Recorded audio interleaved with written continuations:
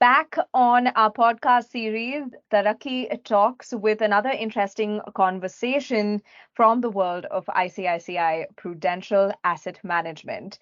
Thank you for tuning in to this episode, folks. And we're actually continuing the conversation from our previous episode on the specific investment tool known as the Multi-Asset Fund.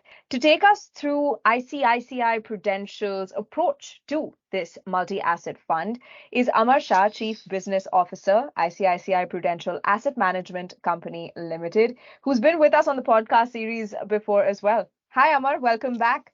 Hi, how are you? Thank you so much.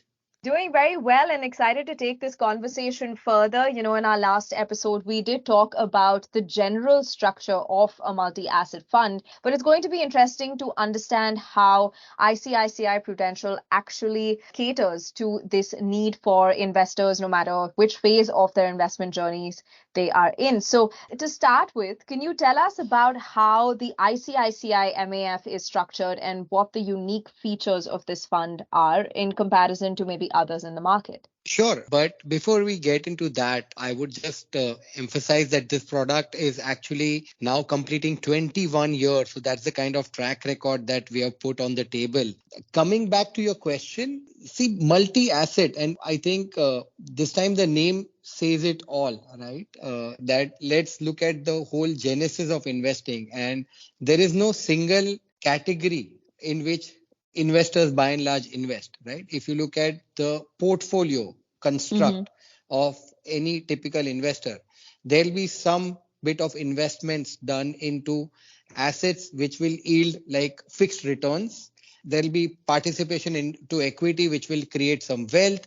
You will buy some gold, silver, real estate. By and large, everybody has investments which are diversified across asset classes. And then within that asset class, people further do diversification. So within equity, people will go into small cap, large cap, mid cap, so on and so forth, right? So as the name suggests, multi-asset fund, this is a beautiful product which combines 3 or 4 asset classes together and they are put into a single scheme. The investments is done across these asset classes. So multi-asset is a product which basically invests across asset classes and in a single wrapper gives everything to the customer together so that you don't have to necessarily go out and do it individually, but just buy this product and you get it all into a single product is what ICICI Multi-Asset is all about. Fantastic. So could you also elaborate a little bit more on the approach behind, you said it's been, 21 years now, Amar,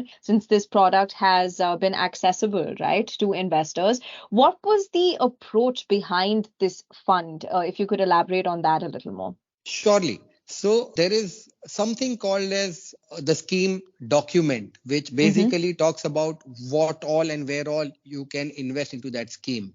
So if I use the legal document part of it, this fund has to invest minimum 10% into fixed income, which is debt, another 10% into commodities, gold, silver, oil, any form of commodities, and minimum 10% into equity. So all these 3 asset class has a minimum space into that. Of course, it's up to the fund house view and what looks relatively more attractive. You will go overweight or you will be underweight, but bare minimum 10% is required.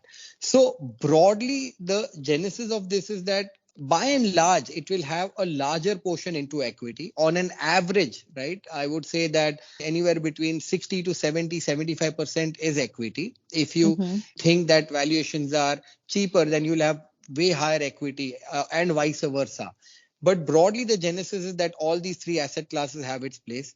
In fact, within equity, there is some room, there's some space. We actually also do invest into foreign equities as and when there's an opportunity out there. So at a macro level, first you have to take a view that which asset class is more attractive and has a potential to either protect the downside or give you a potential upside. Having taken that view, then you get micro into that asset class and say that what part of that asset class I want to be overweight and underweight. So in equity, whether I should be overweight into a particular sector, in debt, whether I should be overweight on duration or I should be on shorter end side.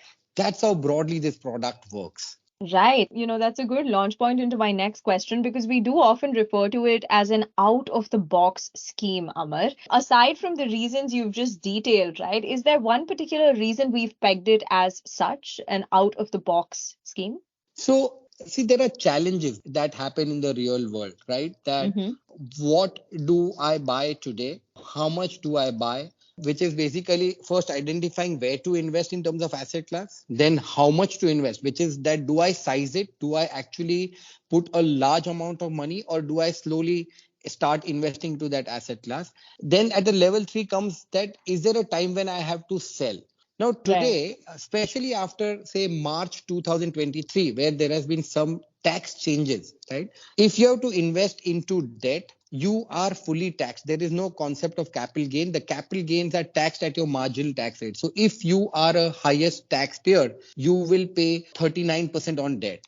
If you buy gold, silver through say ETFs or through say mutual fund route, you will Mm-hmm. again be taxed at the highest possible rate. Equity is the only asset class right now which has a long-term capital gain benefit where you're taxed at the rate of 10% plus plus. So the challenge to a consumer or an investor right at the level one is that, what should I buy? How much should I buy? Hmm. After having decided that, when I sell or when do I sell, and then when I sell, how much tax do I pay? Because it's not only about returns, but it's also about returns after paying taxes, right? Right. So Right. why we say that this is a fantastic product because it packages everything. Given that the equity levels typically are above 65%, this fund qualifies as equity taxation. So actually, I'm buying all the three asset classes together. I am getting taxed at a much better rate, which is Mm-hmm. 10% for long term and 15% for short term. Right. And clearly, I am giving away my headache of identifying which asset class, how much, when, where, etc., to a qualified fund manager, to a fund house, which is ICICI Prudential on this side. And then I'm saying that I'm going to fill it, shut it, and forget it because I'm going to let them do the asset allocation, let them decide what to buy. And in that whole process of actively managing it, I'm not even going to pay taxes to that extent. So it packages everything and makes it very tax efficient way of investing into multiple asset classes. And I think that's the biggest USP of this product, where I will get all the asset classes and I will optimize them and I will make them tax efficient way of investing. Yeah, I think the last phrase, tax efficient, is probably the buzzword that catches everyone's interest Absolutely. at all times. It's also good that you brought up, Amar, the decision that different investors, depending on where they are in their investment journeys, have to make, right? So when it comes to using this tool, could you also chart the use of the ICICI Multi-Asset Fund for a short-term investor, a long-term investor, and a new investor?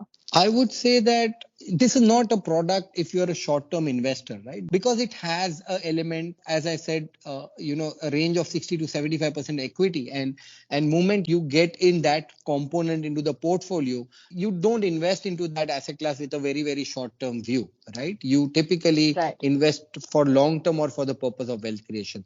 So I would eliminate anybody who would want to say that, look, I have a very short-term time horizon. Then I think there are way safer products. There are fixed income products which one should look at and ignore the taxation part, but use them as a parking tool for the short-term time frame. But anybody who has a long-term horizon, I would say maybe 3 years, 5 years. Hmm. For any new investors that you asked for, I think this is the base case product. This should be your starting point because you Right. are entering the world of investment and you want to be slightly more conservative also at this point of time. So hence I said it does not have entire monies invested into equities. Hmm. It has debt which gives a cushioning. It has gold, silver, which many a times are actually counter cyclical to how equities behave on the other side. So it gives you a right balance of everything. So new customers, I would say welcome as far as your long-term time horizon. I think this can be your starting point. This can be your first product. Mera pehla investment can be ICICI Prudential Multi-Asset Fund. Interestingly, this fund, and not many people know about it, is that it actually has five different fund managers. So you actually have somebody who's a fixed income expert, who's a fund manager, somebody who's an equity expert, somebody who's a commodity expert, somebody who takes a macro view, somebody Hmm. who is an expert on derivatives. So everybody, the entire skill set. So it's actually not a single fund manager product. Because you have multiple things into it, you brought in five experts into the product to manage this product in a right way. Okay. And an interesting point there actually about short-term versus new investor. To also ask you to go back, to the 21-year performance of this fund in particular, Amar, what are some of the key performance highlights so far that you would really like to spotlight right now? Surely, but I would put in a disclaimer that past returns are not indicative of any future returns, right? That's what mutual Right. fund is. And I think I should put that disclosure. But it has a track record of 21 years where there's a growth of 55 times that has happened. So Mm. if you invested, say the inception date was October 31st, 2002, right? And we are nearing 31st October 2023. Right. As of September end, the NAV has grown 55 times. So your 10 rupees NAV now has become 550 rupees at this point of time. If you did SIP of just 10,000 rupees, right, and you did it for 21 years, the value of that SIP right now, as of end of September, is 2.15 crores, which means it's compounded at the rate of 21.1% for the last 21 years. Or if you just invested 1 lakh rupees in 2002, the value today is almost 55 lakh rupees, 54 lakhs 91,000 odd is the precise number. So I think the fund has done reasonably well. Again, given that it does not invest its entire monies into equities, Right. equity is a component of it. In spite of that, it has done and it has delivered, it has beaten its benchmark by almost 4 percentage. Yeah, so on one side, you have reduced the risk. And in terms of risk, when I say is higher equity exposure versus lower equity exposure, in Mhm. spite of having a slightly lower equity exposure, the fund has delivered upwards of 21% return since inception right now. Nice. Okay. Thank you for flagging off that disclaimer as well, Amar. But, a track record is probably a safer word to measure this fund by, right? Because at least we've got that speaking for the ability of the fund to contribute to your wealth creation or generation journey as well. When Absolutely. you look at the current state of the market, Amar, in 2023, why does it make sense to invest in this fund now? I think I would like to end today's conversation with that question. Surely. In fact, every year at the beginning of a calendar year, we actually come out as a fund house with our outlook for that calendar year. And if I have to rewind, and while now it's almost more than 9 months, but if I rewind to January 2023, we actually put out a note stating that look, this year is going to be a year of multiple assets. There'll be points and patches where equities will do well. There'll be points and patches where commodities, gold, silver, etc., will do well. The interest rates had got elevated. So you're getting a good rate of return if you're investing into a fixed return instrument or fixed income instrument. So Mm-hmm. we actually at the beginning of the year said it. And if you see in reality also, it has happened that way, that all the asset classes at different points of time have done well in this year. And we genuinely believe that the global complexities that we are seeing right now, right? The complexities within India and the dynamism that we are seeing within India, we think there is room and space for all the asset classes to do well at different points of time. And hence, in the current environment, I think, and when I say current environment, I'm saying that going forward for even medium to long term period, if you choose a multi-asset way of investing, it would be one of the most prudent way to be disciplined and to be allocating to your portfolio. So I would not say that at this moment based on some valuations or some levels, etc., but I would generalize it, and then I would add over here that look, can this product be something which can be bought by anybody at all points of time and with any quantum of money as far as the time horizon and Right. understanding is in place.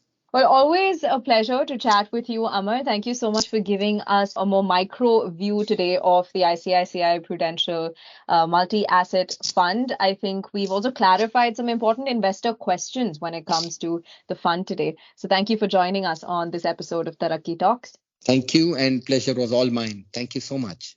Everyone, stay tuned to the series. We should be back with another podcast very soon. But in the meantime, just soak up all of the goodness from today's conversation and happy investing.